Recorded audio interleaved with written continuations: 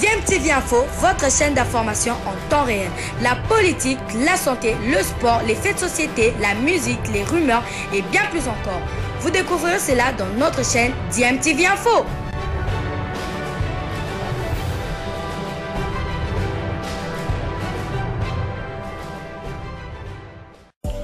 Vous êtes sur DMTV, bonjour ou bonsoir, tout dépend de l'heure à laquelle vous nous suivez. Tout plaisir est pour nous de vous retrouver, mais surtout de savoir que vous êtes nombreux en train de suivre votre chaîne YouTube DMTV. DMTV qui vous propose l'actualité, vous propose également des analyses et des réflexions sur des sujets d'actualité, sur des faits sociaux, tout simplement sur des réalités que nous observons ici chez nous en République démocratique du Congo. J-6 avant l'acte 1 des éliminatoires de la CAN U23 Maroc 2023. C'est une compétition qualificative pour les Jeux Olympiques Paris 2024. La RDC devrait affronter l'Éthiopie le 19 pour le match aller à Addis Abeba et le 29 septembre courant pour la manche retour. Et sur place, les fauves congolais regroupés depuis le 11 septembre dernier se préparent dans la commune de l'Incélé sous la direction de Papi Kimoto, sélectionneur adjoint. Et en attendant l'arrivée ou encore le retour de Raoul Chungu qui était avec V-Club au Botswana pour disputer le match préliminaire de la Ligue des Champions de la CAF avec l'AS V-Club. La séance d'entraînement d'hier a donc connu la participation de 15 léopards seulement. D'autres léopards devraient donc arriver dans les prochaines heures. Nous allons écouter Papi Kimoto, sélectionneur adjoint de Léopard U23 de la RDC. Le travail d'aujourd'hui, c'était juste la prise de contact avec les joueurs et puis travailler sur la capacité d'endurance, voir ce que les joueurs ont sur leur trip. On sait très bien que tous les joueurs sortent d'une préparation physique dans leur club et on voulait avoir une idée sur ça. Ensuite, on a que demain matin, on va faire encore le test physique pour savoir réellement leur niveau, leur capacité est maximale. On est content qu'on a commencé déjà quelque part parce que les échéances arrivent à grands pas. Donc on est à moins de 10 jours. Donc il faut déjà commencer quelque part. Malgré l'effectif n'affiche pas au grand complet, espérons que dès demain ou après-demain, tout le monde sera là pour préparer ces matchs-là avec beaucoup de sérénité tous ensemble. Aujourd'hui, on a eu un total de 15 joueurs. Donc sur les 25 sélectionnés, et ça manque encore 10 qui sont à l'intérieur du pays. Il y en a qui sont à Lubumbashi, et à Kolwezi ainsi qu'à Goma. Espérons qu'ils vont arriver dès demain ou après-demain. Et il y en a aussi qui jouent à l'étranger, au Maroc, ainsi qu'en Afrique du Sud. Donc les trois là, on espère les avoir ici cette semaine-ci.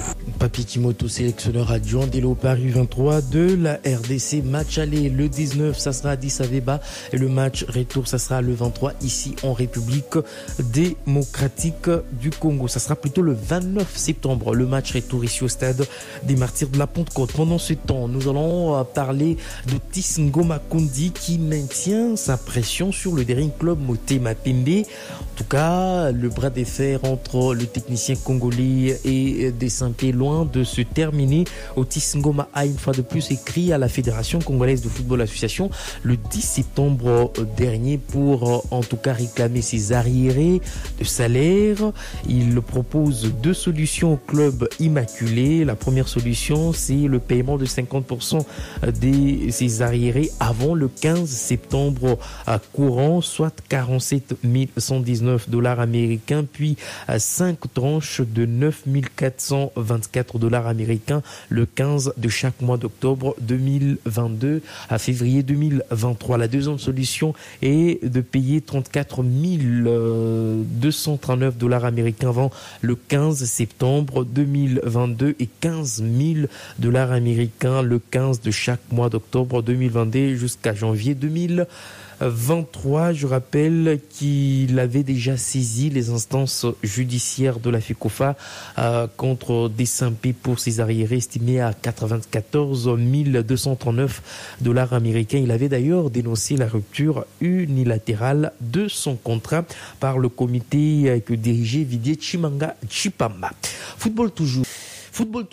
Le 1er octobre 2022, c'est la date de la reprise du championnat national de la Vodacom Ligue 1. Initialement prévue pour le 16 septembre courant, la reprise du championnat national de la RDC avait été renvoyée à une date ultérieure par la FECOFA, qui, dans une correspondance, demandait à la Ligue nationale de football de surseoir le processus de reprise. Une nouvelle date était ainsi attendue par le public sportif et ce dernier pourrait déjà pousser un ouf des soulagements puisque le championnat de la Vodacom Ligue 1 devrait reprendre ses droits le 1er octobre prochain, alors que la publication du calendrier pourrait intervenir dans les heures qui suivent, conformément aux règlements généraux sportifs.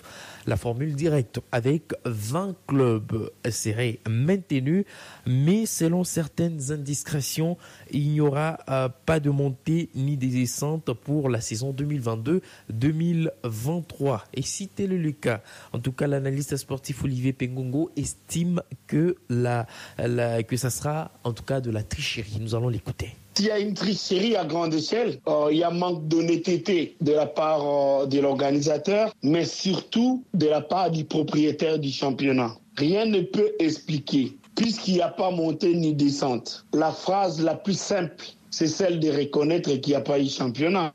Or, si on dit qu'il n'y a pas eu championnat et que l'organisateur a tripoté dans le top 3 de la partie où le championnat s'est arrêté pour envoyer des qualifiés aux interclubs de la CAF, ça n'a pas été honnête. L'honnêteté aurait voulu que l'on reconnaisse qu'il n'y a pas eu championnat et que l'on recourt à la limite à ce qui s'est passé la saison d'avant pour présenter les représentants. Mais bon, on ne sait pas par quelle magie on va ignorer les montées, c'est-à-dire que ceux qui ont joué au niveau des divisions inférieures vont être considérés saison blanche, mais seulement ceux qui ont joué la division d'élite.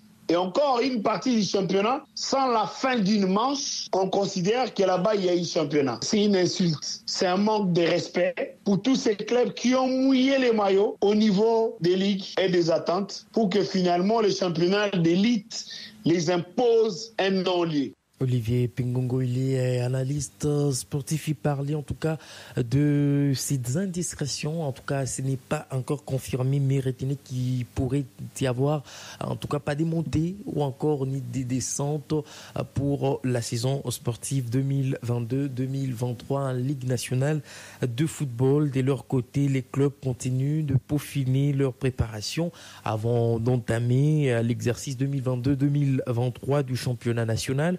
C'est le cas du tout-puissant Mazembe qui se prépare en terre zambienne. Le club noir et blanc de Lubumbashi va donc livrer sa deuxième rencontre amicale ce mardi 13 septembre 2022 contre la formation de Prison Léopard.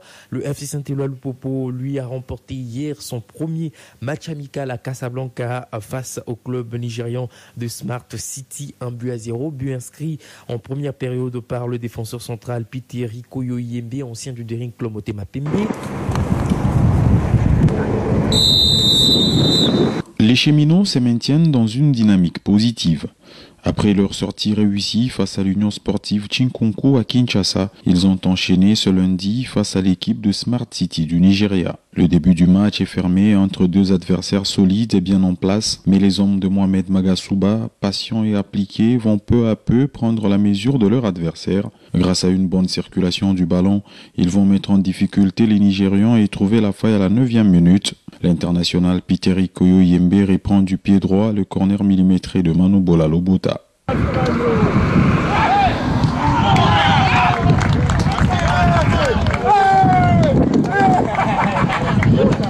La pause intervient sur cet avantage en faveur du Football Club Saint-Éloi Lupopo.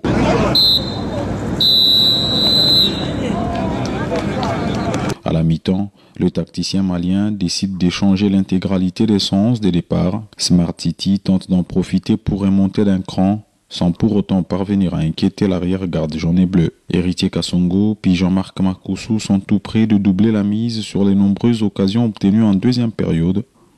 Mais il manque le coach. C'est au tour des Citizens d'effrayer les cheminots en toute fin de partie sur ce superbe coup de tête. Mais la balle est sortie par le portier Moukawa au prix d'une belle parade. C'est donc par un but que le Football Club Saint-Éloi Lupopo s'impose. En sachant préserver un avantage acquis à la 9e minute de jeu, les protégés du boss Jacques Yaboula sont sortis vainqueurs d'une rencontre d'une forte intensité.